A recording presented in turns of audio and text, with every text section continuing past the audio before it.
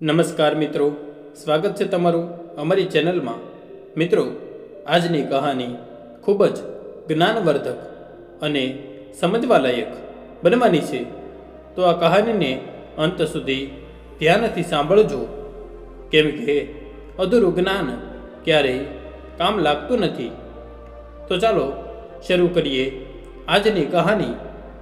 નીલા, જલ્દી કર, આજે શહેરના સૌથી મોટા શોરૂમથી તારી માટે કરવા ચોથ માટે સાડી ખરીદવાની છે।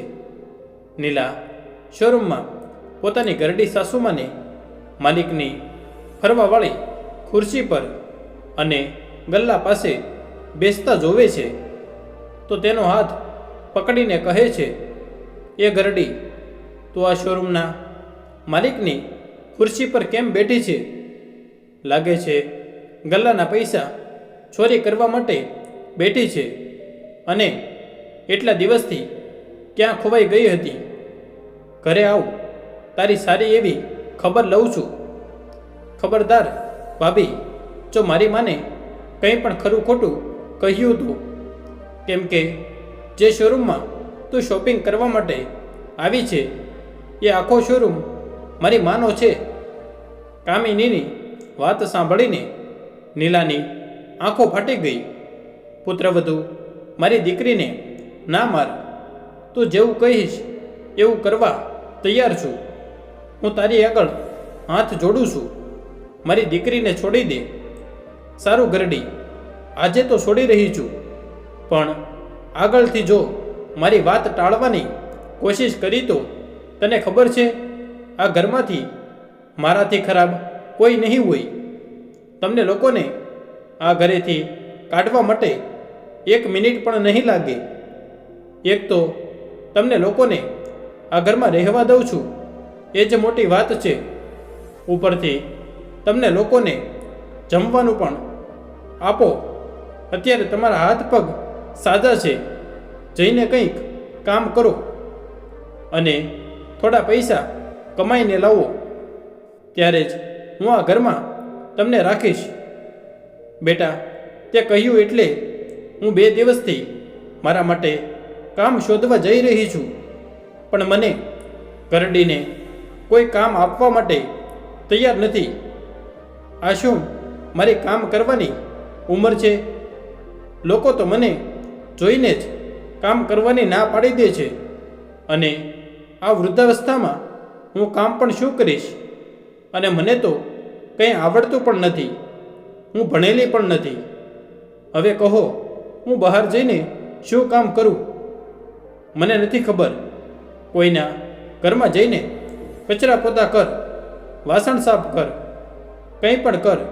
ઈચ્છે તો રસ્તા પર જઈને ભીખ માંગ, પણ ઘરમાં પૈસા કમાઈને લાવ, ત્યારે જ હું તમને બંનેને, મા દીકરીને, મારા ઘરમાં રહેવા દઈશ। ઘણા દિવસ થઈ ગયા, મા દીકરીને ફોકટમાં ખવડાવી દીધું, હવે ખર્ચા માટે પૈસા કમાઈને નહીં આપો તો ઘરેથી કાઢી મૂકીશ।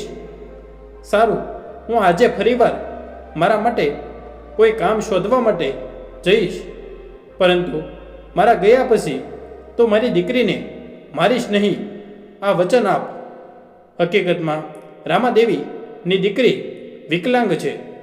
બાળપણમાં તેને ફ્લીઝે માર્યું હતું, એના કારણે એ ચાલી નથી શકતી, હોકરની મદદથી ચાલે છે। જ્યારે એને ફ્લીઝે માર્યું હતું એના 1 વર્ષ પહેલાં રામાદેવીના પતિનું અવસાન થઈ ગયું હતું। એ પોતાના પુત્રવધૂના ઘરે આવીને રહેવા લાગી, કેમ કે ઘરે ખાવા પીવાનો અને ખર્ચો ચલાવવાનું કોઈ માધ્યમ નહોતું। જ્યારે પુત્રને લકવો થયો હતો ત્યારે રામાદેવીએ વારે વારે પોતાના પુત્રને જીદ કરીને ડૉક્ટર પાસે બતાવવા કહ્યું હતું। ત્યારે ડૉક્ટરે કહ્યું હતું કે જ્યારે આનું સારી રીતે વર્ષ સુધી ઈલાજ ચાલશે તો આ પૂરી રીતે સાજી થઈ જશે, નહીં તો આવી રીતે પૂરી જિંદગી લંગડી ચાલતી રહેશે। પરંતુ પુત્રવધુએ કામિનીના ઈલાજ માટે પૈસા આપવાની સાફ ના પાડી દીધી અને કહ્યું કે મારી પાસે એટલા પૈસા નથી કે તમારા ખર્ચા પણ ઉઠાવવું અને તારી દીકરીનો ઈલાજ પણ કરાવવું. ઘરમાં રહીને 4 રોટલી ખા એ જ મોટી વાત છે અને રહેવા માટે ધાબુ આપું છું એનો અહેસાન માનો. રામાદેવીના પુત્ર અને પુત્રવધુ એક નંબરના સ્વાર્થી અને લાલચી માણસ હતા. એ બંનેને પૈસા આગળ કંઈ પણ નહોતું દેખાતું. પોતાની મા અને બહેન પણ નહોતી દેખાતી. પુત્ર અને પુત્રવધુ બંને પોતાની મા અને બહેનને સમય પર જમવાનું તો આપતા હતા, પણ એને ખટકતી હતી. એના બદલામાં એ રામાદેવી પાસે આખા ઘરનું કામ કરાવતા અને રામાદેવી કરે પણ શું, વૃદ્ધાવસ્થામાં પોતાની વિકલાંગ દીકરીને લઈને ક્યાં જાય? આ વૃદ્ધાવસ્થામાં એને સહારો આપવાવાળું પણ કોઈ નહોતું. પોતાના પુત્રવધુના ઘરમાં અપમાન સહીને રહેવા લાગી. એટલા મોટા ઘરમાં રામાદેવીની પુત્રવધુએ એને રહેવા માટે સૌથી પાછળનો રૂમ આપ્યો, જેમાં એનો સ્ટોર રૂમનો સામાન પણ મૂકેલો હતો. ખૂબ કચરો ભરેલો હતો. રૂમમાં દીકરી બંને ખાટલો પણ નહોતી ઢાળી શકતી. ખાલી એક પલંગ પડી છે અને એક ગોદડું નીચે પાથરીને રામાદેવી સૂઈ જતી. પોતાના પુત્રવધુના અહેસાન માનીને અને પુત્રવધુનું અપમાન સહન કરીને પોતાના જીવનને કાપી રહી છે. કેમ કે પતિની મૃત્યુ થઈ ગયા પછી પુત્રવધુ ગામડે આવ્યા અને એમ કહીને ગામડાનું મકાન વેચી નાખ્યું કે હવે તમે લોકો અહીંયા ગામડે રહીને શું કરશો? અમારી સાથે શહેર ચાલો, અમે કામિનીનો ઈલાજ પણ કરાવીશું અને તમને પણ ત્યાં સારી રીતે રાખીશું. ઘર વેચવા માટે પુત્રવધુએ મીઠી વાતો કરી. મારી વૃદ્ધાવસ્થામાં દેખભાળ કરવાની વાતો કરી અને મારી દીકરી કામિનીનો શહેરમાં ઈલાજ કરાવવાની પણ વાત કરી. હું પણ મારા પુત્રવધુના ઘરે એ વિચારીને આવી ગઈ કે ગામડે શું કરીશ? હવે તો મારા પતિ નથી રહ્યા, કંઈ નહીં તો ખાલી મારો દીકરો મને અને મારી વિકલાંગ દીકરીને સહારો તો આપી દેશે, પોતાની સાથે લઈ જાય છે એ જ ઘણું છે. પણ નીતિનું કોને ખબર હોય છે કે પુત્રવધુના મનમાં શું ચાલે છે? જ્યાં સુધી ગામડાનું ઘર ના વેચાણું ત્યાં સુધી પુત્રવધુ એ મને અને મારી દીકરીને સારી રીતે રાખી અને જેવું જ ગામડાનું ઘર વેચાઈ ગયું અને પૈસા પુત્રના હાથમાં આવી ગયા, એના પછી તો પુત્રવધુના તેવર જ બદલી ગયા. પુત્ર ભણવામાં હોશિયાર હતો તો ભગવાનની દયાથી એની સારી એવી નોકરી લાગી ગઈ. પૈસા પણ ખૂબ કમાય છે, પરંતુ પોતાના બધા પૈસા પોતાની પત્ની ઉપર જ લૂંટાવે છે. ક્યારેય પોતાની માને 4 રૂપિયા પણ નથી આપતો. પોતાની બહેનની દવા માટે 4 રૂપિયા પણ નથી ખર્ચ કરતો. પીડાના કારણે કામિની ટળવળે છે, પણ પુત્રવધુના હાથેથી 2 રૂપિયા પણ નથી નીકળતા. ધીરે ધીરે સમય પસાર થાય છે, પણ હવે તો પુત્રવધુ ને ઘરમાં બેઠેલી સાસુમાં અને નણંદ બોજ લાગવા લાગે છે. હકીકતમાં પુત્રવધુ પોતાની સાસુમા પાસે ઘરના બધા કામ કરાવે છે. આખો દિવસ પલંગ પર બેસીને આરામથી સૂવે છે અને રામાદેવી ઘરના કચરા પોતા, વાસણ, રસોઈ બધું જ કરે છે અને પુત્રવધુ પોતાની સાસુમાં અને નણંદને સૌથી છેલ્લે જમવા માટે આપે છે. પછી જે કંઈ પણ બચી જાય છે એ બંનેને ખાવા માટે આપવામાં આવે છે. ક્યારેક ક્યારેક તો વાસી ખાવાનું પણ મા દીકરીને આપી દે છે અને પુત્ર કંઈ પણ નથી કહેતો. એક દિવસ પુત્રવધુ રામાદેવીને 2 દિવસનું વાસી ખાવાનું આપીને જતી રહી. રામાદેવી એ રોટલી ખોલીને જોયું તો એમાં ફૂગ લાગી ગઈ હતી.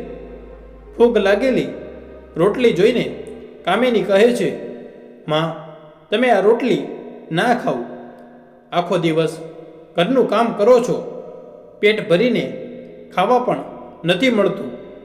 હું તો તમારી મદદ પણ નથી કરી શકતી. તમે આ વાસી ખાવાનું મને આપી દો. મારું શરીર નવું છે, હું આજે હજમ કરી લઈશ, પણ તમારા ઘરડા શરીરમાં આ વાસી ખાવાનું નુકસાન કરશે. અને પોતાના શરીરની વિકલાંગતા પર કામિની આંસુ વહાવવા લાગે છે કે માં, ભાભી તમારા પર એટલો અત્યાચાર કરે છે, આટલું કામ કરાવે છે, પણ હું તમારી કોઈ મદદ પણ નથી કરી શકતી. મને તો એવું લાગે છે કે મારી જિંદગી બસ નર્ક બનીને રહી ગઈ હોય. આવી જિંદગી કરતાં તો સારું છે કે હું મરી જાઉં તો સારું છે. રામાદેવી પોતાની દીકરીના મોઢા પર હાથ રાખીને કહે છે, ના ના બેટા, આવી વાતો ના કરાય. એક તું જ તો મારો જીવનનો સહારો છે. તારા પિતાજીના ગયા પછી પુત્રવધુ ક્યારેય પારકા થઈ ગયા ખબર જ ના પડી. જો તું જતી રહી તો હું આ દુનિયામાં જીવતી જ નહીં રહી શકું. તારા માટે તો હું કંઈ પણ કરીશ, તું ચિંતા ના કર. માં, મારાથી ભાઈ અને ભાભીનું આવું વર્તન સહન નથી થતું. કાશ હું તમારા માટે કંઈક એવું કરી શકત કે તમને આ નરકમાંથી કાઢી શકું. કામિની આવું કહે છે કેમ કે કામિનીથી પોતાની માનો આવી હાલત જોવાતી નથી. ત્યારે એની ભાભી આવી ગઈ. બંને મા દીકરીને વાત કરતા જોવે છે તો ગુસ્સાથી લાલ થઈને કહે છે કે એ ગરડી પોતાની દીકરી સાથે મળીને મારી ખરાબી કરે છે. ચાલ, ઘરમાં કેટલા કામ પડ્યા છે, પહેલાં એને પૂરા કર. અને તને પોતાની માટે કામ શોધવા માટે કહ્યું હતું, કંઈ કામ મળ્યું કે નહીં? જલ્દીથી બધા કામ કર્યા પછી પોતાના માટે કંઈ કામ શોધવા માટે જા, જેથી 4 પૈસા કમાઈને લાવ. પુત્રવધુએ ઘરના બધા કામ કરી લીધા છે, બસ થોડા વાસણ છે એ સાફ કરી દઉં છું. એના પછી 2 રોટલી ખાઈને કામ શોધવા માટે નીકળી પડીશ. પુત્રવધુ આજથી 2 તાજી રોટલી આપી દે, કેમ કે તે જે વાંચી રોટલી આપી છે એ તો ખરાબ થઈ ગઈ છે અને ખાઈશ તો બીમાર પડી જઈશ. એ ગરડી, રોટલી ખાવાની શું જરૂર છે? પહેલાં કામ શોધીને આવ. જો 1 દિવસ રોટલી નહીં ખા તો મરી નહીં જા. મેં તો ક્યારેય નથી સાંભળ્યું કે વાસી રોટલી ખાવાથી મરી જવાય છે. જો ખાવી હોય તો એ જ રોટલી ખાઈ લે ચૂપચાપ, અને પોતાના માટે કામ શોધવા માટે જા. પુત્રવધુ કામિનીનો હાથ પકડીને બહાર દરવાજા તરફ ધક્કો મારી દે છે. આખો દિવસ રૂમમાં બેઠી રહે છે. આ સાવરણી પકડ અને બહારનું આંગણું સાફ કર. પોતાની દીકરીને બહાર દરવાજા પાછળ પડેલી જોઈને રામાદેવી દોડીને જાય છે. જોવે છે કે તો કામિનીના પગમાં જગ્યાએ ચોટ લાગી ગઈ છે, જ્યાંથી લોહી નીકળવા લાગ્યું છે. રામાદેવીની આંખોમાં આંસુ આવી ગયા. કામિની પોતાના માની આંખોમાંથી આંસુ લૂછે છે અને કહે છે, માં, તું ચિંતા ના કર, મને જાજુ નથી વાગ્યું. એક દિવસ સમય બદલાશે, તું જોજે. આજે જે ભાઈ તમને એટલા પરેશાન કરે છે, એક દિવસ એને સજા જરૂર મળશે. આટલું કહીને કામિની બાજુમાં પડેલી સાવરણી લઈને આંગણું સાફ કરવા લાગી. રામાદેવી આંખોમાં આંસુ લઈને શહેરના ઘરના કામ પતાવવા લાગી અને એના પછી પોતાના માટે કામ શોધવા માટે નીકળી ગઈ. એક ઝાડ નીચે બેઠા બેઠા વિચારી રહી છે કે એ એવું શું કામ કરશે જેનાથી પૈસા કમાઈ શકે. રામાદેવીએ વિચારી લીધું કે એ હવે કંઈ ને કંઈ કરીને જ રહેશે. પોતાની માટે અને દીકરી માટે એને કંઈક તો કરવું જ પડશે. જે દિવસે એ કંઈક કરવા લાગશે એ દિવસે પોતાની દીકરીને લઈને ઘરેથી નીકળી જશે. કેમ કે એ હવે જરા પણ સહન નહોતી કરી શકતી પોતાની પુત્રવધૂનો અત્યાચાર. પુત્ર તો ક્યારનો મૂંગો થઈ ગયો હતો, કંઈ કહેતો જ ન હતો. આટલા માટે રામાદેવીએ નક્કી કરી લીધું હતું કે એ કંઈક તો કરશે જ, પછી ભલે એના માટે એને કંઈ પણ કરવું પડે. બીજી ક્ષણે રામાદેવી વિચારવા લાગે છે કે એને ઘરના કામો સિવાય કંઈ પણ નથી આવડતું. અંગૂઠા છાપશે, કોઈ એને કામ શું કામ આપશે. ચાલતા ચાલતા એ માર્કેટમાં પહોંચી ગઈ. માર્કેટમાં ઘણી બધી દુકાનો છે, ત્યારે એની નજર દરજીની દુકાન પર પડે છે. એની દુકાન પર ઘણી બધી સિલાઈ મશીન પડેલી હતી. સિલાઈનું કામ થઈ રહ્યું છે. ઘણી બધી સ્ત્રીઓ એની અંદર સિલાઈ કરી રહી છે. એનું ખૂબ મોટું બ્યુટીક છે. દરજીના દુકાન બહાર ઊભેલી રામાદેવી વિચારે છે કે એને સિલાઈનું કામ તો આવડે છે. એને ખૂબ સારા સૂટ સીવતા આવડે છે. ગામડે પણ બધી સ્ત્રીઓ ડ્રેસ અને બ્લાઉઝ એની પાસે જ સીવડાવતી. એણે વિચાર્યું કે એ દરજીની દુકાન પર એની માટે કામ માંગી લે તો કદાચ એ મારા જેવી કરડી પર દયા ખાઈને કોઈ કામ આપી દે. દરજીના દુકાનની અંદર ગયા પછી દરજી માસ્ટર પૂછે છે, શું માજી કંઈ જોઈતું છે તમારે? હા બેટા, કંઈક કામ જોઈતું છે. તમારે ત્યાં કોઈ કામ હોય તો મને આપી દો. અરે માજી, તમને શું આવડતું હશે? અમારી ત્યાં તો નવા છોકરા છોકરીઓ કામ કરી રહ્યા છે. એણે ખૂબ સારી રીતે સિલાઈ કરતા શીખ્યું છે. તમે અહીંયા શું કામ કરશો? બેટા, મને પણ બ્લાઉઝ અને ડ્રેસ ખૂબ સારા સીવતા આવડે છે. હું મારા ગામડે ખૂબ સારી સિલાઈ કરતી હતી. બધા મારી પાસે જ પોતાના કપડાં લઈને આવતા હતા. અચ્છા માજી, તમારે કામ જોઈએ છે તો પહેલાં મને એક ડ્રેસ અને બ્લાઉઝ સીવીને બતાવજો. જો તમારું કામ સારું હશે તો હું તમને જરૂર કામ આપી દઈશ. દરજી માસ્ટર રામાદેવીને 2 કપડાં આપી દે છે. 2 થી 3 કલાકમાં રામાદેવી કપડાં સીવીને દરજીને આપી દે છે. કપડાં એટલી સુંદર સિલાઈ કરી હતી કે દરજી માસ્ટર માજીને કામ આપ્યા વગર જ નથી શકતા અને કહે છે કે માજી, તમારી નોકરી મારે ત્યાં પાકી.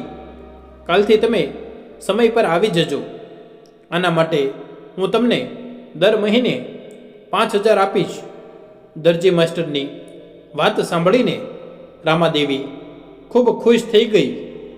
એને તો લાગતું હતું કે હવે એના હાથમાં થોડા પૈસા આવી જશે તો એ પોતાની દીકરીના દવાનો ખર્ચ આરામથી કાઢી શકશે અને પુત્રવધુ પણ એને પરેશાન નહીં કરે.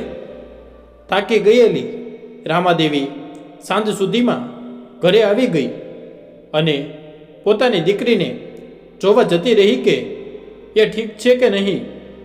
જોયું તો કામિની આરામથી ખાટલા પર સૂતી હતી. ઘરમાં પુત્રવધુ કોઈ પણ નહોતું.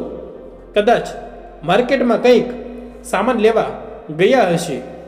રામાદેવી સવારમાં કંઈ જમ્યા વગર જ નીકળી ગઈ હતી. હવે એને ખૂબ જોરથી ભૂખ લાગી હતી. એ થાળીમાં ખાવાનું લઈને જેવી જ ખાવા માટે બેસે છે ત્યારે જ એની પુત્રવધુ માર્કેટમાંથી આવી ગઈ. જમવાની થાળીને હટાવતા કહે છે કે હવે તમને આ ઘરમાં ખાવા માટે જ ખાવા ત્યારે જ મળશે જ્યારે તમે આ ઘરમાં પૈસા કમાઈને આપશો. મફતમાં તમને ખાવા માટે નહીં આપું. ઘણા દિવસોથી ખાવા આપું છું. બસ હવે બહુ થયું.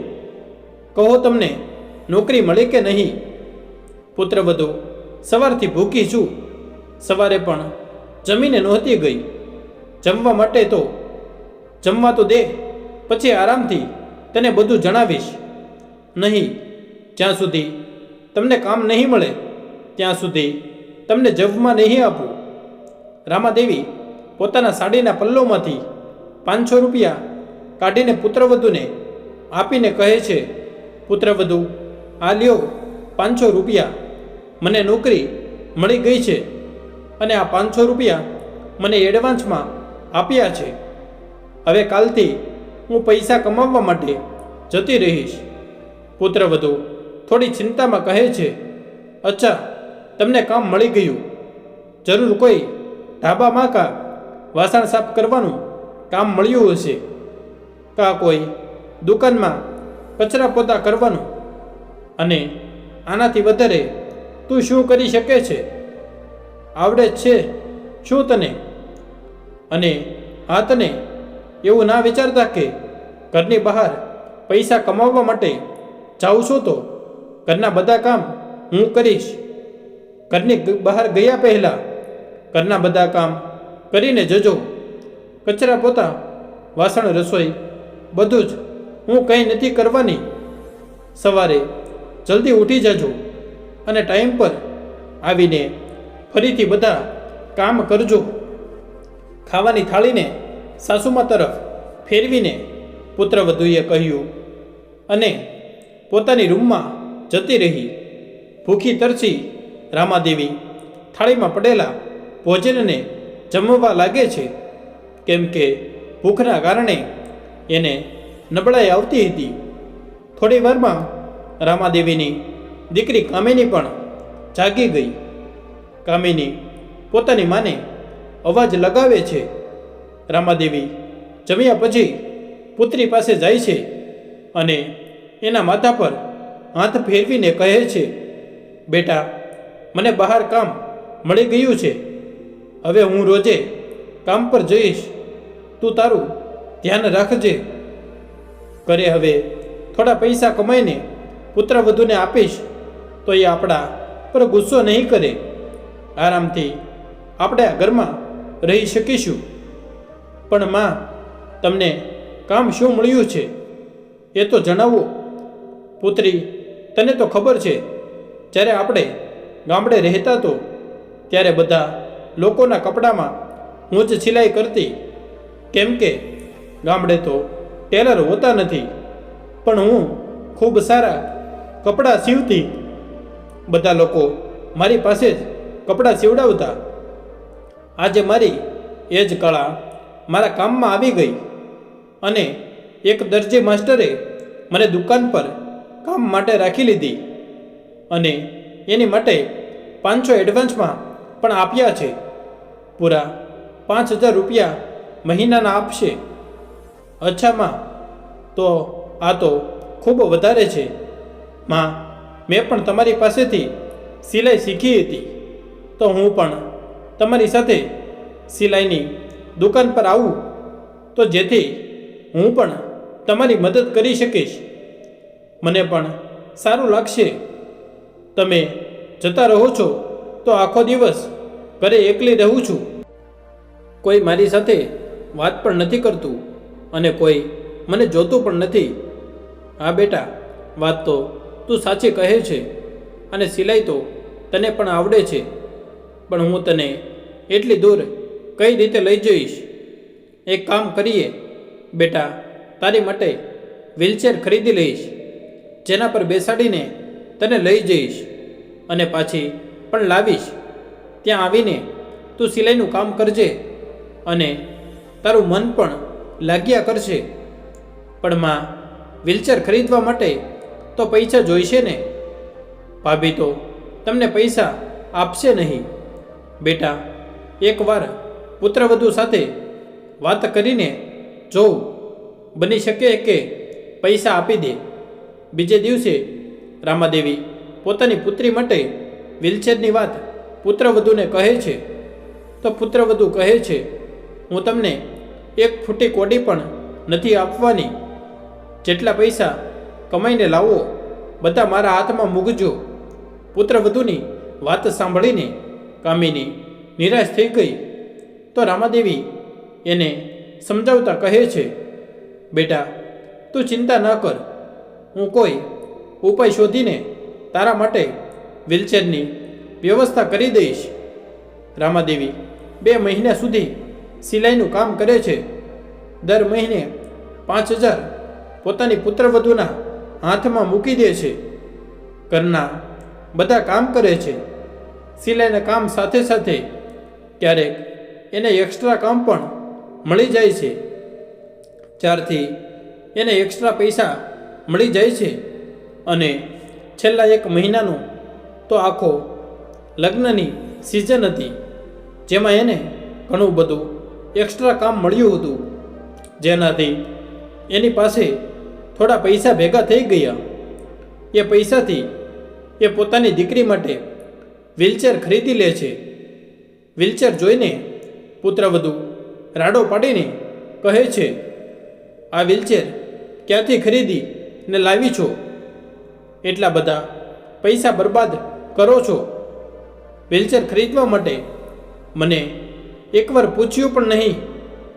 રામાદેવી કહે છે કે એના માલિકે એની દીકરી માટે આપી છે, જેનાથી એ પણ સિલાઈનું કામ જોઈન કરી શકે. હવે તો રામાદેવી પોતાની દીકરીને પણ સાથે લઈને જવા લાગી. બંને મા દીકરી ખૂબ મહેનતથી સિલાઈનું કામ કરતી હતી અને એનું કામ લોકોને ખૂબ પસંદ આવતું. 6 મહિના કામ કર્યા પછી માસ્ટરે એ બંને મા દીકરીના પૈસા વધારી દીધા. હવે બંનેને 10,000 રૂપિયા મળવા લાગ્યા.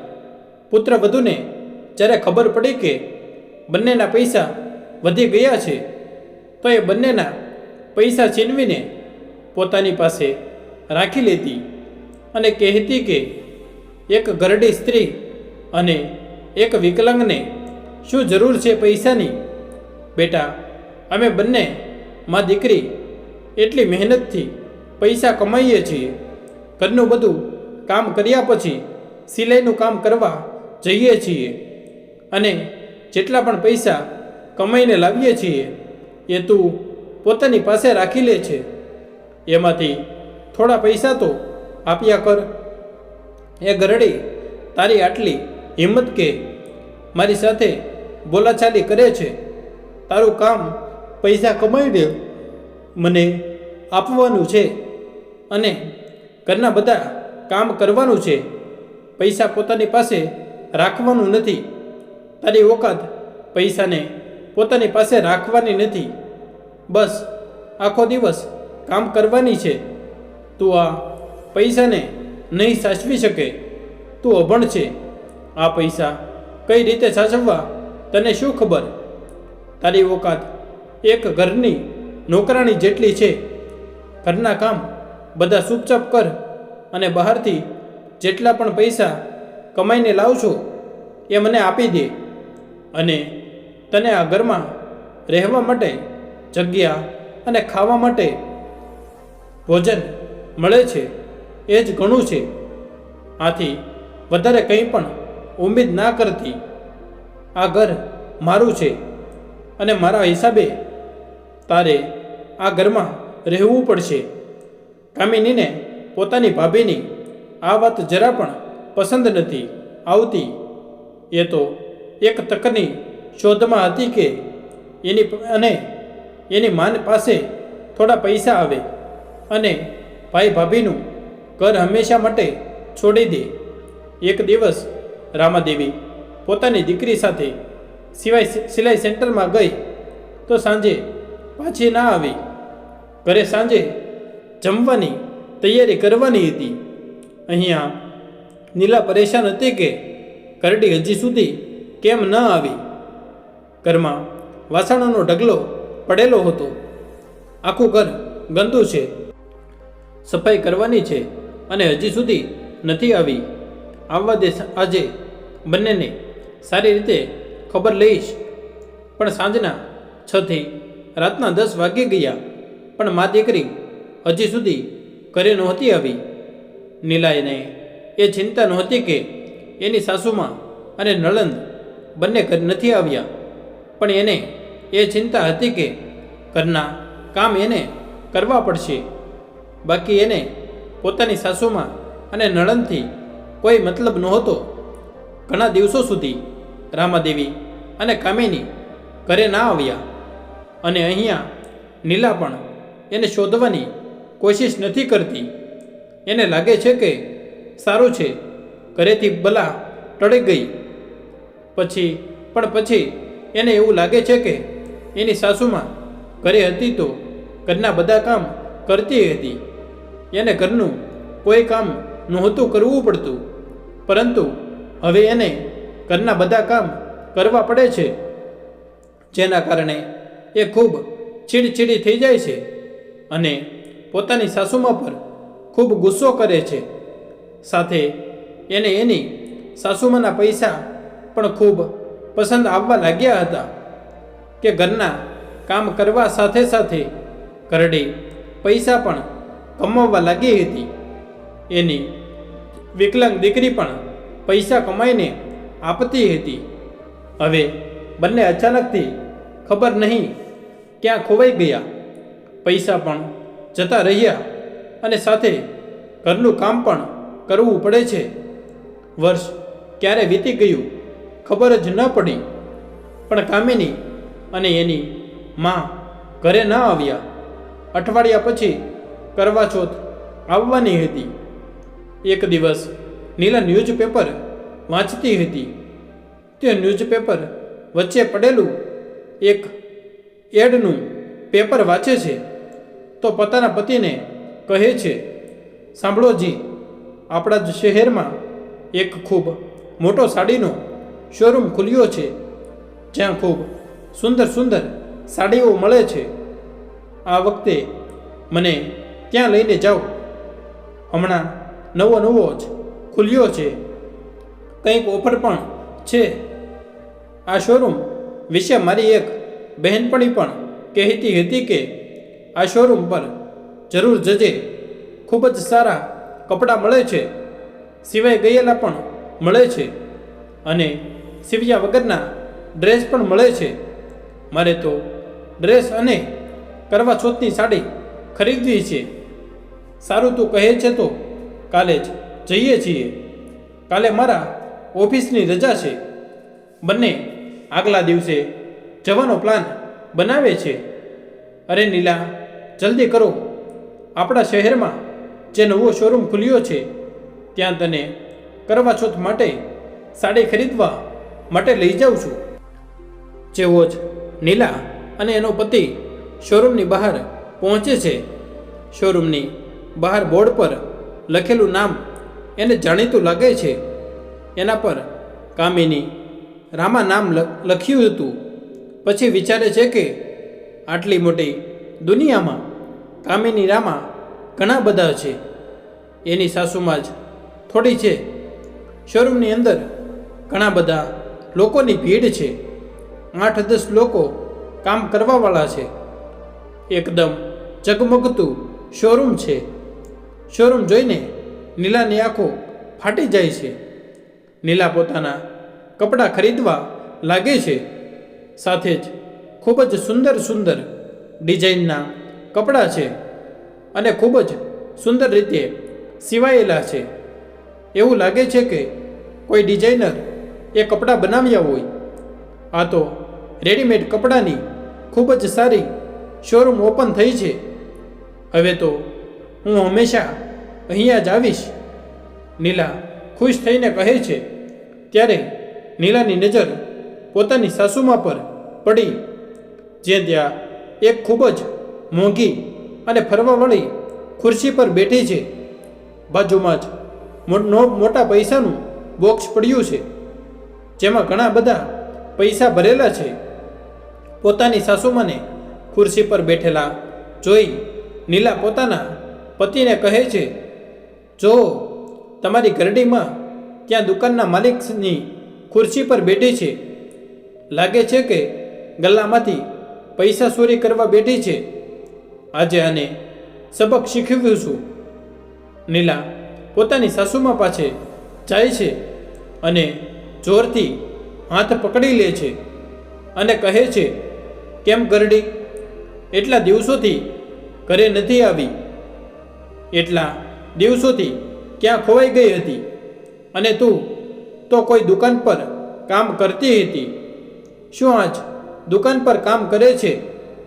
એટલા દિવસોથી ઘણા બધા પૈસા કમાઈ લીધા હશે. ચાલ, એ બધા પૈસા કાઢ. આજે તારા પૈસાથી જ શોપિંગ કરીશ. અને કહ્યું પણ નહીં કે અહીંયા કામ કરે છે. અહીંયા તો તને ઘણા પૈસા મળતા હશે.